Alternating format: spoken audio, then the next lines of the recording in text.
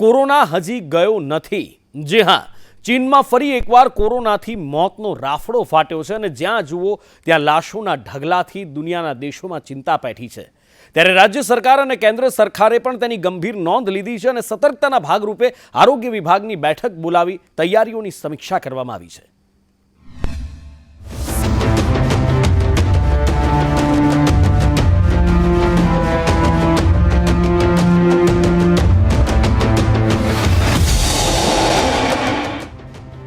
Corona હજુ ગયો નથી। ચીનમાં ફરી શરૂ થયું મોતનું તાંડવ। દુનિયાના દેશોમાં પેઠી ચિંતા। હાલમાં ચીનથી સામે આવી રહેલા વિડીયો અને તસવીરો હચમચાવી દેનારા છે। ફરી એકવાર પાડોશી દેશ ચીન કોરોનાની ઝપેટમાં આવ્યું છે। ચીનમાં કોરોના મોતનું તાંડવ કરી રહ્યું છે। ચીનની હોસ્પિટલમાં લાશોના ઢગલા થઈ રહ્યા છે। ચીનથી સામે આવી રહેલા વિડીયો જોઈ દુનિયા ફરી એકવાર ડઘાઈ ગઈ છે। ત્યારે બિંદાસ બનેલી દુનિયા ફરી કહી રહી છે કે કોરોના હજુ ગયો નથી। કોરોનાને ગંભીરતાથી લેતા કેન્દ્ર સરકાર દ્વારા 20 ડિસેમ્બરના રોજ તમામ રાજ્યોના આરોગ્ય સચિવને પણ પત્ર લખવામાં આવ્યો। ભારત સરકારે પણ સંભવિત ખતરાને જોતા આરોગ્ય મંત્રાલયની બેઠક બોલાવી, જેમાં ચર્ચા કરી લોકોને કેટલીક સલાહ આપવામાં આવી છે। જેમાં કેન્દ્રીય આરોગ્ય વિભાગે ભીડવાળી જગ્યાઓ ઉપર માસ્ક પહેરવાની સલાહ આપી છે, તેમજ સૌને વેક્સિનનો બાકી બુસ્ટર ડોઝ લેવા કહ્યું છે। સાથે વધારેમાં વધારે કોરોનાનું ટેસ્ટિંગ થાય તેના પર ભાર આપ્યો છે, જે સંદર્ભે નીતિ आयोग सभ्य डॉक्टर वीके पोले વધુ માહિતી આપી હતી। लेकिन अगर हमने अर्ली डिटेक्शन करनी है तो तभी करेंगे, कोई टेस्ट करवाएंगे। तो एक अपील भी है और सिस्टम भी इसको प्रोत्साहित करेगा कि टेस्टिंग हो, टेस्टिंग बढ़ेगी तो हमारा फुटप्रिंट ज़्यादा होता है, प्रॉब्लम जो है वो डिटेक्ट होगी, उस वायरस का आइसोलेशन होगा, उस वायरस का जीनोम होगा, तो हमें पूरी ताकत मिलेगी और हमें समझ रहे कि हम किस तरफ बढ़ रहे हैं। दूसरी अबंडेंट प्रिकॉशन क्या है कि हमें प्रिकॉशन डोज हमारी ड्यू है। लगभग देश में 18 के ऊपर प्रिकॉशन डोज सबको लगनी चाहिए, लेकिन लगी है सिर्फ 27-28%। तो हम अपील करेंगे कि प्रिकॉशन डोज जिसको नहीं लगी है वो ले लीजिए। આ થઈ તૈયારીની વાત, પરંતુ આ પહેલાની કોરોનાની લહેરમાં ગુજરાત અને દેશે જે જોયું છે તે ક્યારેય ભૂલાય તેવું નથી। હજુ પણ લોકોના કાનોમાં એમ્બ્યુલન્સની સાયરનનો અવાજ, સ્મશાન ગૃહમાં એક સાથે સળગતી ચિતાઓનો નજારો અને ઘરે ઘરે થયેલો મોતનો આક્રંદ કોઈ ભૂલાવી શક્યું નથી। દેશમાં અત્યાર સુધી 5,30,680 લોકોના કોરોનાથી મોત।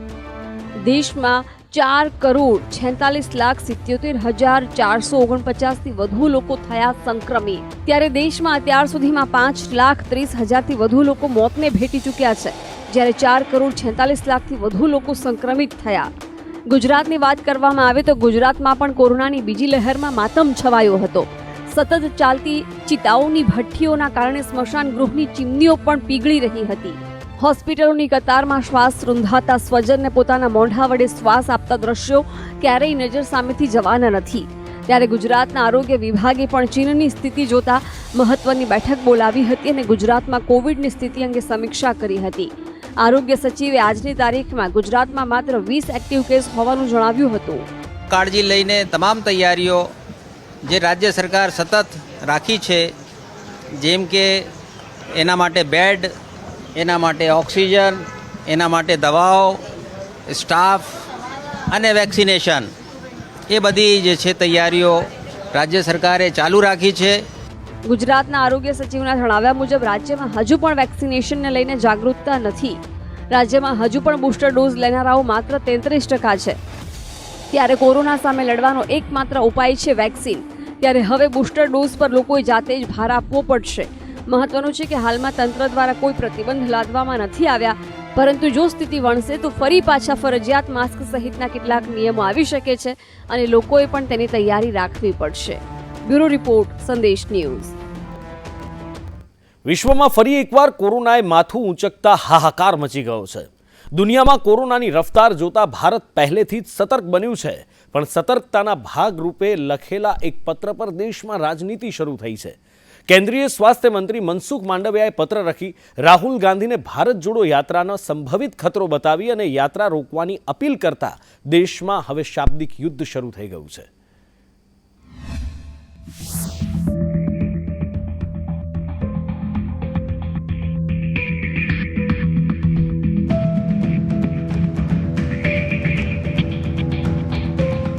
વિશ્વમાં કોરોનાની આવેલી નવી લહેર જોતા દુનિયાના દેશો સતર્ક બન્યા છે, પરંતુ ભારતમાં સ્થિતિ જ કંઈક અલગ છે. ભારતમાં સતર્કતાને લઈને લખવામાં આવેલા એક પત્ર પર રાજનીતિ ગરમાઈ છે. કેન્દ્રીય આરોગ્ય મંત્રી મનસુખ માંડવિયાએ રાહુલ ગાંધીની ભારત જોડો યાત્રામાં કોરોના વિસ્ફોટનો સંભવિત ખતરો બતાવી એક પત્ર લખ્યો હતો, જેમાં મનસુખ માંડવિયાએ રાહુલ ગાંધીની ભારત જોડો યાત્રામાં નિયમોનું કડક પાલન થાય નહીં તો તેને દેશહિતમાં રદ કરવાની અપીલ કરી હતી. બસ પછી શું? શરૂ થઈ ગયું ભાજપ અને કોંગ્રેસ નેતાઓ વચ્ચે શાબ્દિક યુદ્ધ. ત્યારે મનસુખ માંડવિયાએ રાહુલ ગાંધીને લખેલા પત્ર પર નજર કરીએ તો સ્વાસ્થ્ય મંત્રી મનસુખ માંડવિયાનો રાહુલ ગાંધીને પત્ર. માનનીય સંસદ સભ્યોની રાજસ્થાનમાં ચાલી રહેલી ભારત જોડો યાત્રાથી ફેલાઈ રહેલી કોવિડ મહામારી સંબંધે પોતાની ચિંતા વ્યક્ત કરી છે અને કોવિડથી રાજસ્થાન અને દેશને બચાવવાના સંદર્ભમાં નીચે લખેલી બે મહત્વપૂર્ણ બિંદુ પર અનુરોધ કર્યો છે.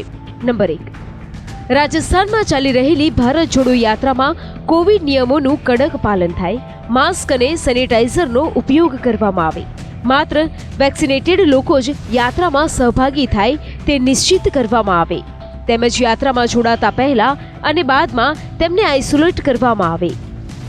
નંબર 2, જો ઉપરના નિયમોનું પાલન કરવું સંભવ ન હોય તો પબ્લિક હેલ્થ ઇમરજન્સી સ્થિતિને ધ્યાનમાં રાખતા કોવિડ જેવી મહામારીથી દેશને બચાવવા ભારત જોડો યાત્રાને દેશહિતમાં સ્થગિત કરવા અનુરોધ છે. તો બીજી બાજુ કોંગ્રેસના નેતા અધીર રંજન ચૌધરીએ સરકાર પર પ્રહાર કરતા કહ્યું કે સરકાર રાહુલ ગાંધીની ભારત જોડો યાત્રાથી ડરી ગઈ છે અને તેને રોકવા ષડયંત્ર રચી રહી છે. તો મનસુખ માંડવિયાએ કહ્યું કે મને રાજસ્થાનમાં 3 MP અને હિમાચલના CM સંક્રમિત થયાનો પત્ર આવતા મેં રાહુલ ગાંધીને પત્ર લખ્યો હતો. કોંગ્રેસ ખોટી રીતે રાજકારણ કરી રહી છે. भारत जोड़ो यात्रा के चलते मोदी सरकार खुद बुखलाए हुए हैं. आप भारत जोड़ो यात्रा के असर खुद देख रहे हो कि महाराष्ट्र में बीजेपी नस्तानाबूद हो चुके हैं, सुखरा साफ होने जा रहे हैं बीजेपी. तो ये डर के मारे ये आम लोगों की निगाह भटकाने के लिए बुखलाए हुए बीजेपी पार्टी ये तरह तरह की सारे सवाल उठा रहे हैं. कल राजस्थान के 3 MP ने मुझे पत्र लिखा था कि राजस्थान में भारत जोड़ो यात्रा में गए हुए कई लोगों को कोविड पॉजिटिव पाया गया है. हिमाचल के सम्माननीय मुख्यमंत्री जी पर भी भारत जोड़ो यात्रा में गए थे, उसके बाद उसमें भी कोविड पॉजिटिव पाया गया. मैंने भारत जोड़ो यात्रा के इंचार्ज कन्वीनर राहुल जी को एक पत्र लिखा, लेकिन कोई खास फैमिली के प्रोटेक्शन में आके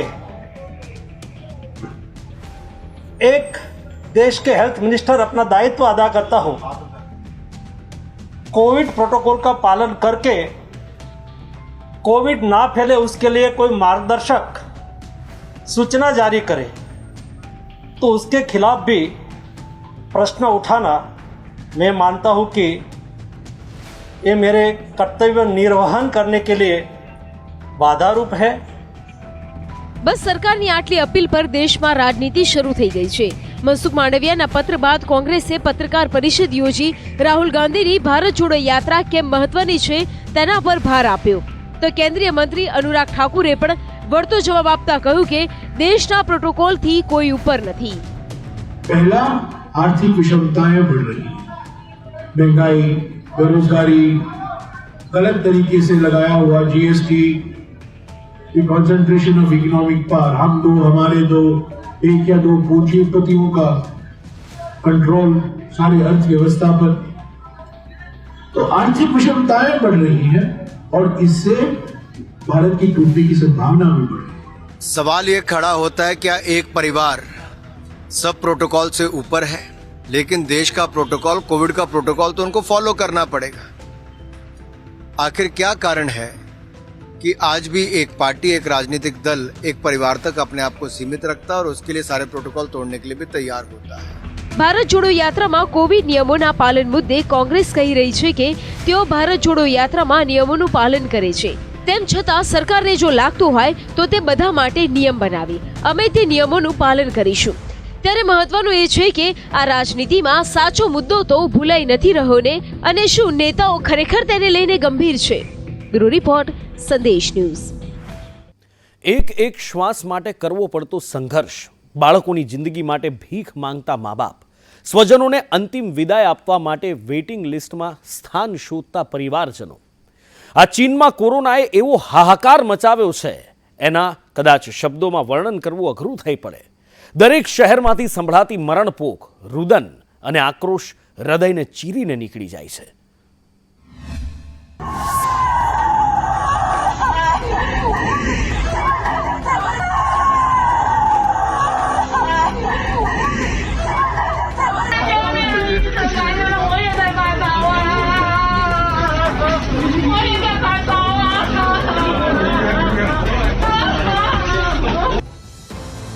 આજ છે ચીનનું સત્ય, આજ છે ચીનની અત્યારની હાલત. જ્યારે શાસકો જનતાથી મોઢું ફેરવી લે ત્યારે નાગરિકોની શું હાલત થાય એ આ દ્રશ્યો સાબિત કરે છે. જમીનની ભૂખ માટે જંગની તૈયારી કરતા જિનપિંગે પોતાની જનતાને કોરોનાના ખપ્પરમાં હોમીને જાણે મોતના હવાલે કરી દીધી છે. ચીનમાં અત્યારે હાલત એ છે કે લોકોને ઈલાજ માટે હોસ્પિટલમાં જગ્યા નથી મળી રહી. હાલત એ છે કે મા બાપ પોતાના બાળકોની જિંદગી માટે ભીખ માંગી રહ્યા છે.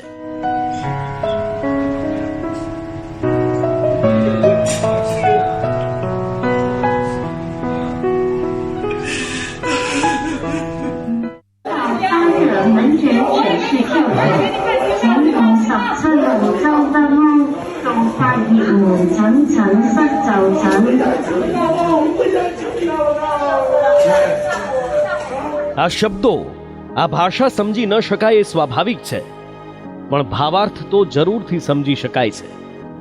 વિડીયોમાં દેખાતા વ્યક્તિના બાળકને કોરોના છે અને તેના બાળકનો જીવ બચાવવા એને તાત્કાલિક હોસ્પિટલમાં ભરતી કરાવવું જરૂરી છે, પણ હોસ્પિટલમાં જગ્યા નથી અને એક બાપ ઘૂંટણીએ પડીને ડોક્ટર પાસે પોતાના બાળકની જિંદગીની ભીખ માંગી રહ્યો છે. સામે ડોક્ટર પણ મજબૂર છે, કારણ કે હોસ્પિટલમાં જગ્યા નથી અને માટે ડોક્ટર પણ આ વ્યક્તિ સામે ઘૂંટણીએ પડી પોતાની મજબૂરી વ્યક્ત કરી રહ્યો છે.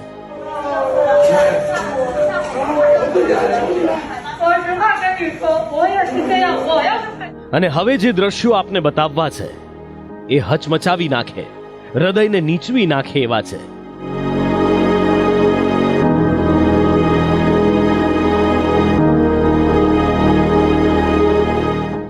આ દ્રશ્યો ચીનમાં કોરોનાની ભયાનકતાની સાથે સાથે હૃદયદ્રાવક પરિસ્થિતિ પણ દર્શાવે છે.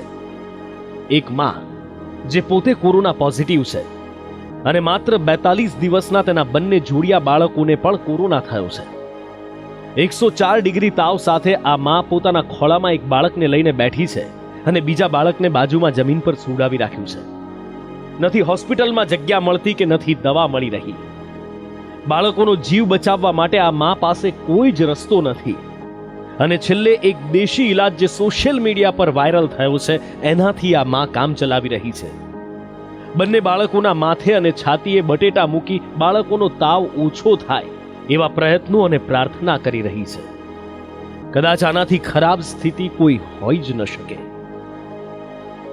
ચીનના લોકોને આટલી હાડમારી વેઠવી પડી રહી છે એની પાછળનું કારણ દર્શાવતા દ્રશ્યો પણ હવે જોઈ લો.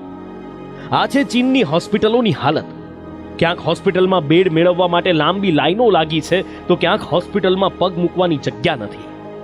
દર્દીઓથી હોસ્પિટલો ઉભરાઈ રહી છે, જમીન પર લોકોને સારવાર આપવી પડી રહી છે અને એમાં પણ આ ચિલ્ડ્રન હોસ્પિટલ બહારના દ્રશ્યો હચમચાવી નાખે તેવા છે.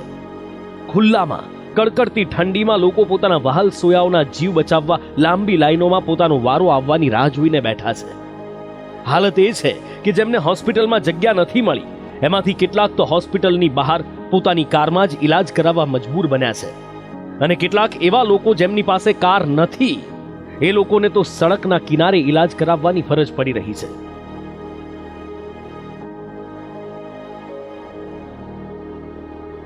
અને ચીનમાંથી દરરોજ સામે આવતા મોતના દ્રશ્યો જોઈ શકાય એવા નથી. દરેક સ્મશાન અને કબ્રસ્તાન પાસે લાગેલી લાંબી લાઈનો અને હોસ્પિટલોમાં મૃતદેહોના ઢગલાના એ દ્રશ્યો હચમચાવી નાખે એવા છે. ચીનમાં રોજના લાખો કેસ નોંધાય છે અને હજારો ચીની નાગરિકોના મૃત્યુ થાય છે. પણ તેમ છતાં જિનપિંગની સરકાર નફ્ફટ બનીને આંકડાઓ દુનિયાથી છુપાવી રહી છે. ચીનમાં આ તો હજી બરબાદી અને માતમની શરૂઆત છે. આવનારા દિવસોમાં હાલત આનાથી પણ ખરાબ થવાની છે એ નક્કી છે. બ્યુરો રિપોર્ટ, સંદેશ ન્યૂઝ. અમદાવાદની એક હોસ્પિટલમાં માતા પુત્રીની લાશ મળતા ચકચાર મચી ગઈ. હોસ્પિટલના ડોક્ટરના બહાર ગયા બાદ માતા પુત્રી હોસ્પિટલમાં પ્રવેશે છે, પણ કલાક બાદ તેમના મૃતદેહ મળી આવે છે. ત્યારે હોસ્પિટલમાં શું બન્યું અને કોણ છે કાતિલ, એને લઈને રહસ્ય ઘૂંટાઈ રહ્યું છે.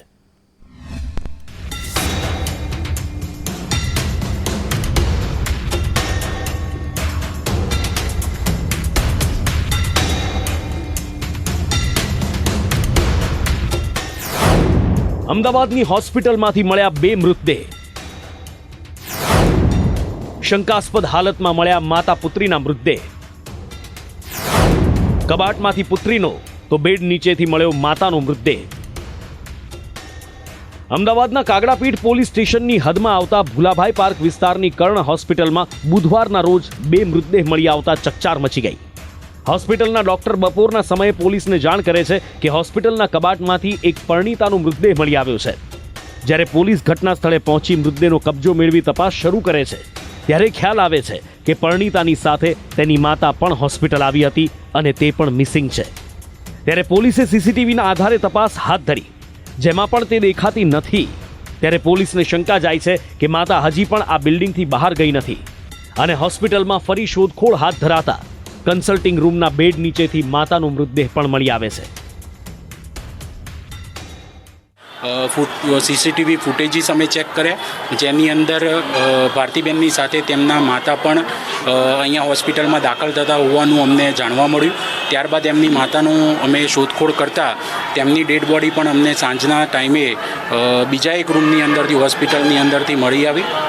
જેમનું ડેડ બોડીનું પ્રાથમિક જે અમે ચકાસણી કરી તેના ઉપરથી એનેસ્થેટિક ઓવરડોઝની સાથે સાથે સ્ટ્રેંગ્યુલેશનથી એમનું મૃત્યુ નિપજાવેલું હોય તે મુજબનું પ્રાથમિક રીતે અમે જાણવા મળેલી છે. આ ઘટનાને લઈને પરિણીતાના ભાઈનું કહેવું છે કે તેમની માતા અને બહેન એલજી હોસ્પિટલ માટે સવારે નીકળ્યા હતા, પણ તે કર્ણ હોસ્પિટલ કેવી રીતે પહોંચ્યા એ તેમને ખબર નથી પડી રહી. ઘટનામાં એવું છે કે મારી બહેન અને મારા મધર બે એન્જલી જેવા નીકળ્યા હતા, પણ અહીંયા કેવી રીતે બને ને ખબર નથી. સવારે લગભગ 11 વાગ્યાની આસપાસ નીકળ્યા, 11 સાડા 11 વાગે. હા, આજે સવારે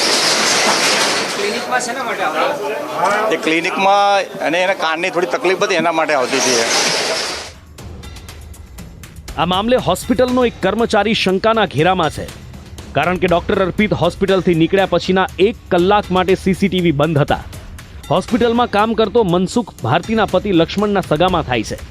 તેના સંપર્કથી અહીંયા તેની સારવાર ચાલી રહી હોવાની માહિતી પણ સામે આવી છે. લક્ષ્મણના લગ્નને 6 વર્ષ જેટલો સમય થઈ ગયો છે અને જેમાં ભારતી 6 મહિનાથી પતિથી રિસાઈને પોતાના પિયર નારોલમાં રહેતી હતી. પતિનું કહેવું છે કે તે આજે શા માટે હોસ્પિટલ આવી એની તેને જાણ જ નથી. મને સાહેબનો ફોન આવ્યો, હું નોકરી પર હતો ત્યારે, તો મને સાહેબનો ફોન આવ્યો, આવતો સાહેબ તો અહીંયા આવો, તો અહીંયા આવી ગયો. અહીંયા આવ્યા પછી તમને શું જાણ થઈ કેમેરા સામે? એટલે મને સાહેબ કીધું તમે દેખી લો, મેં દેખ્યું, કીધું આ મારી જ વાઈફ આ રહી. અહીંયા શા માટે આવ્યા હતા કે લોકો અહીંયા પરિચયમાં હતા? એ મને જ નહીં ખબર, હું તો નોકરી પર હતો, મને નહીં ખબર. આ ઘટના બાદ ઘણા બધા સવાલો ઊભા થઈ રહ્યા છે. એક આશંકા એ પણ છે કે બંનેને ડ્રગ્સ અથવા દવાનું કોઈ ઇન્જેક્શન આપી તેમની હત્યા કરાઈ હોઈ શકે છે. આ અંગે પોલીસે મૃતદેહનું પોસ્ટમોર્ટમ કરાવી વધુ તપાસ હાથ ધરી છે. હવે પોલીસ તપાસમાં શું ખુલાસા થાય છે એ જોવું મહત્વનું છે. જિગ્નેશ પટેલ સાથે બ્યુરો રિપોર્ટ, સંદેશ ન્યૂઝ.